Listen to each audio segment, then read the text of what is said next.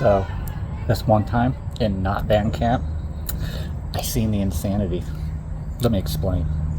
But first, welcome to Insamityville. For this first video, I've got a nice story, a nice decent story, and one of my favorite camping stories. And I think that's how we're going to start this channel off, is with a good old-fashioned camping story. Just a nice one. So today, I've got one of my favorite camping stories. And this is a cool one. So, there was one time I went out to Galveston on my V-Star 1100 Classic, just so it shuts you people up. Went out there, had a good time. With some bike rally going on out there. I didn't want to camp in where everybody else was, so I went to the far south of the island.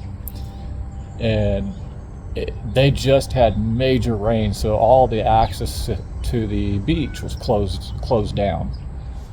You couldn't access the beach, period. There's no way to get to the beach except for going where everybody was swimming, where you really couldn't swim, but where everybody normally would, like the seawall. There we go. So if you were at the seawall, yeah, you could be on the beach. You can get to the beach easily. You just walk down the stairs. But further down south the island, there is no access because there's nothing there. You can't get access to all flooded. But I managed to find these little access roads on the south side of Galveston. As you're driving all the way south down this long ass road, whatever it is, you'll keep seeing these short little roads to your left, and each one you can see the ocean. Each one you see the ocean, but they're completely flooded. You can't get by. Well, I got to Galveston late. I ended up getting there about like 10 o'clock at night or something. I ended up going after work, so got there late. I decided, well, there's got to be a way to get on the beach. Couldn't find one that wasn't flooded, so I pulled up to one of the flooded roads and realized there's a section about yay big wide that is not flooded that I can skim my bike through, and it's on the very edge of the gravel. So I took it. I camped out on the beach. Well, I put my tent out on the beach thinking the sand would be comfortable, which it was, but the sand was flipping cold enough to where I ended up sleeping on the motorcycle because it was probably like 80 degrees at night. So I was like, I'll sleep on the bike. So as I'm sitting there, I'm not sleeping yet. I'm sitting there, I'm smoking a cigarette, chilling, looking at my phone, whatever, enjoying the stars, and nobody around for miles. Just nobody. I'm the only person. I've got the whole beach and the ocean to myself right there. All of a sudden, I see a cop car pull up to the edge of that road, and he shines his light at me, shines his light at the road, sees a flooded road. He's pacing back and forth. I'm sitting there. I'm thinking, what you gonna do? And I was like, it'll take you 20 minutes to get to the nearest access for a vehicle, and another 20 minutes to 30 minutes down all the way down the sand, down the beach, where all I have to do is so zip and gone.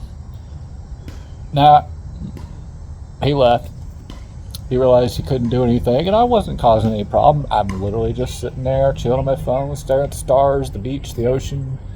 I'm not listening to music. I'm not being loud. It's just me. So I don't want to be near all the bikers. I don't want to be near that crowd. That's how you get shot. So I'd rather do my own thing. I'm assuming he realized that and left me alone. So good. So I never saw any beach patrol head down the beach. So the next day I went to the rally and saw some cool motorcycles. They ended up having the whole road shut down, like the whole seawall road or whatever on Galveston shut down, had bikers only. So that was cool. They had custom, like, basically custom parking lots just for motorcycles, motorcycles first everywhere. I was impressed. Even places that were blocked off completely downtown Galveston, motorcycles were allowed to go through.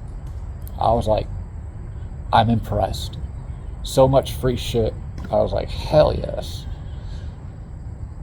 And then I decided to get out of there before everybody started getting drunk in the afternoon, so got out of there, and as I was leaving, I'm already seeing people fishtailing and scraping their motorcycles on the ground trying to be dumbasses, so I was glad I got out of there when I did.